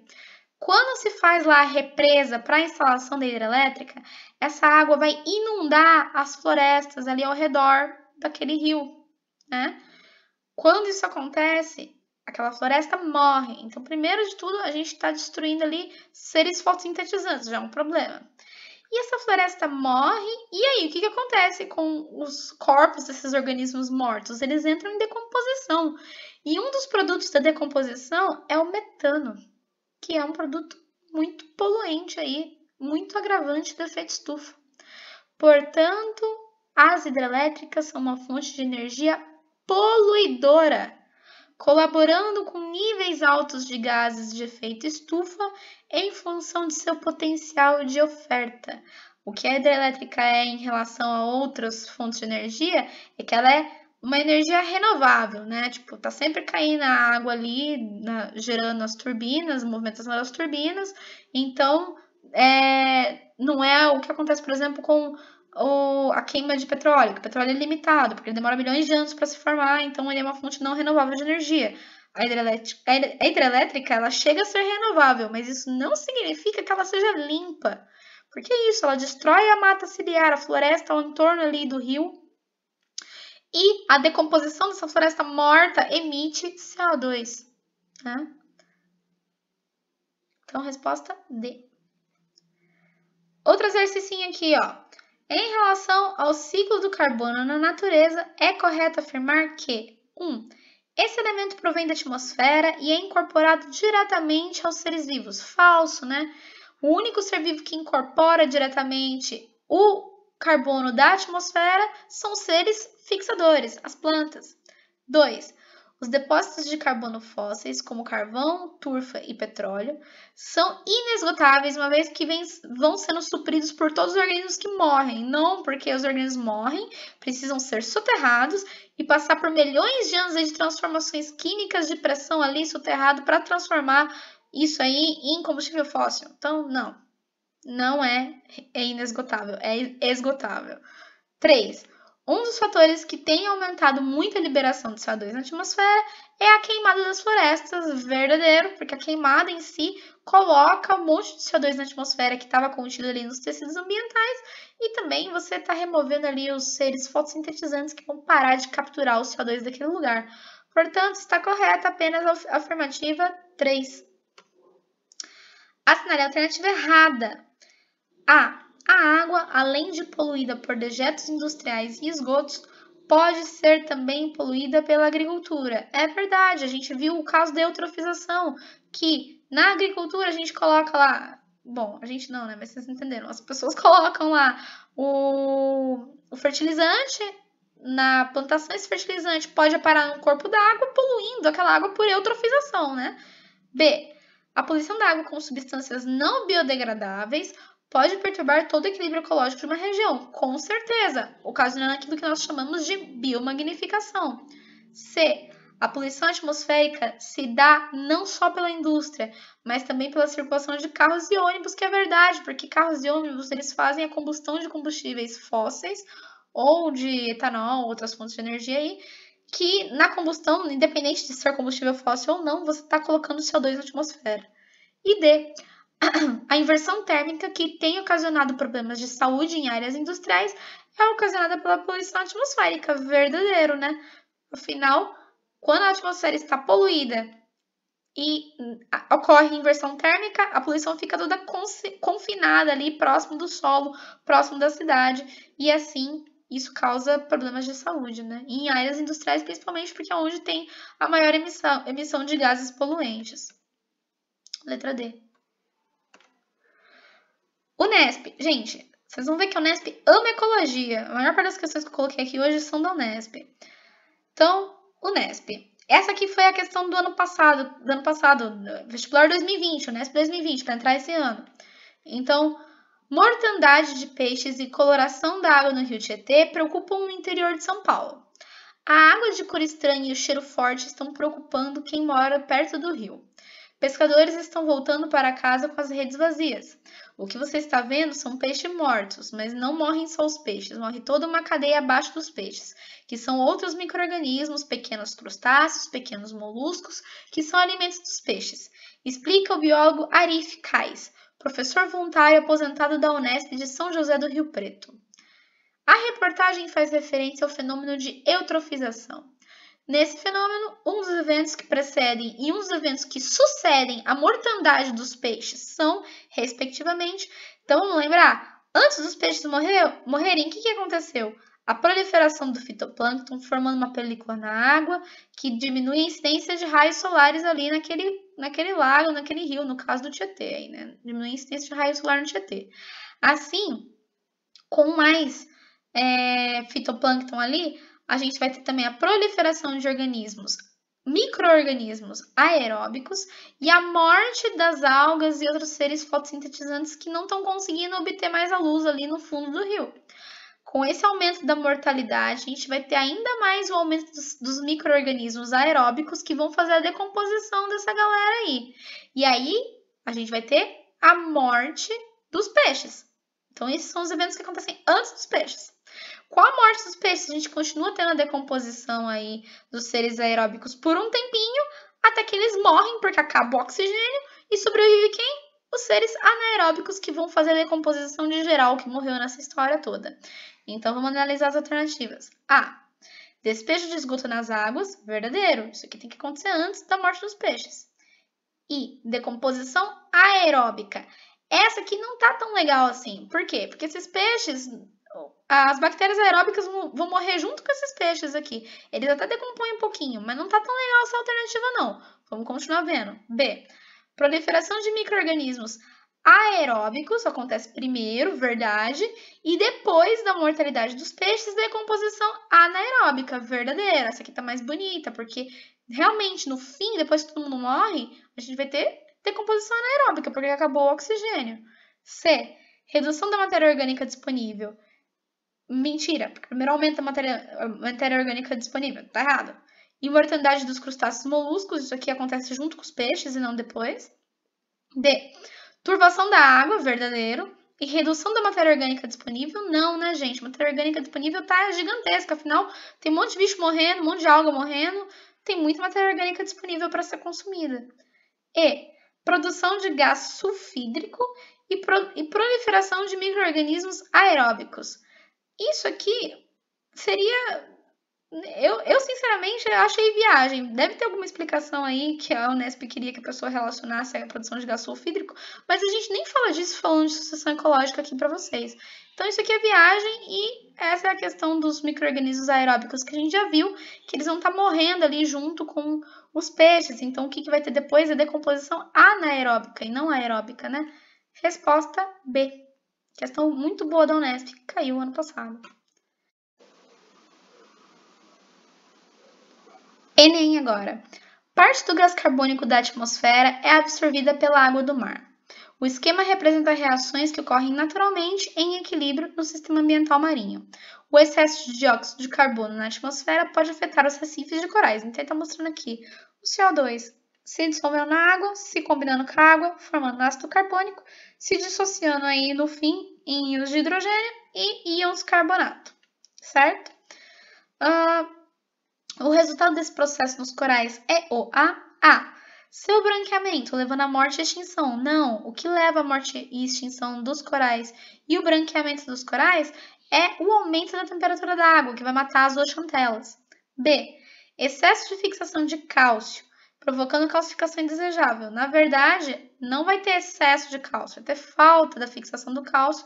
Afinal, esses íons carbonatos vão se combinar com os íons hidrogênios, preferencialmente ao invés do cálcio, né? Então, vai faltar carbonato, vai faltar a fixação do cálcio para os seres produtores de conchas. C. Menor incorporação do carbono, afetando seu metabolismo energético. Isso aqui nada tem a ver com a incorporação do carbono no ser vivo, tem a ver com a incorporação do cálcio, né, gente? D.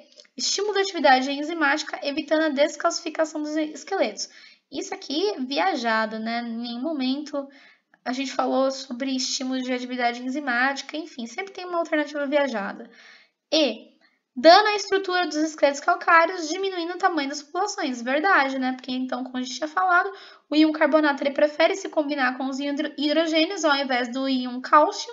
E aí, os organismos que produzem concha vão ter menos carbonato de cálcio, vão produzir menos conchas, menos esqueletos calcários. Portanto, as espécies vão morrer mais, diminuindo o tamanho das populações. Letra E. Unesp agora, de novo. Considere as afirmativas. Sucessão ecológica é o nome que se dá ao processo de transformação graduais na constituição das comunidades de organismos. Verdade, né? 2. Quando se atinge um estágio de estabilidade em uma sucessão, a comunidade correspondente é a comunidade clímax. Verdadeiro também. 3. Numa sucessão ecológica, a diversidade de espécies aumenta inicialmente, atingindo o ponto mais alto no clímax, estabilizando-se então. Verdadeiro também. 4. Numa sucessão ecológica, ocorre aumento de biomassa. Também é verdadeiro, porque afinal os organismos vão ficando até cada vez maiores, vindo mais organismos morar ali, então a biomassa aumenta. Assim, todas as alternativas estão corretas, todas as afirmativas estão corretas. Letra P. E último exercício aqui, ó. Contando uma noticiazinha. Então, Krakatau, uma ilha do tamanho de Manhattan, localizada entre Java e Sumatra, foi destruída em 1883 após uma série de poderosas erupções vulcânicas. Apenas um pequeno pedaço da ilha original permaneceu acima do nível do mar. Essa pequena ilha, chamada de Hakata, não possuía qualquer vida, era uma ilha estéril. Mas a vida logo começou a surgir novamente. Quando o biólogo Wilson diz que a vida logo começou a surgir novamente, ele estava se referindo a que fenômeno ecológico? Gente, isso aqui é uma pegadinha. Por quê? Porque quando a pessoa vê a vida logo começou a surgir novamente, a pessoa pensa, sucessão secundária. Mas o que ele fala aqui pra gente no texto? Que essa pequena ilha que se formou aqui depois que Krakatau foi destruída, não possuía qualquer vida, era uma ilha estéril. Isso aqui foi por conta de erupções vulcânicas, portanto, isso aqui é um caso de sucessão primária, certo? Então é isso, gente. Eu sei que a aula ficou longa, então eu espero que vocês vejam com calma, não precisa. Qualquer coisa, voltem depois em alguns pedaços para dar uma revisada.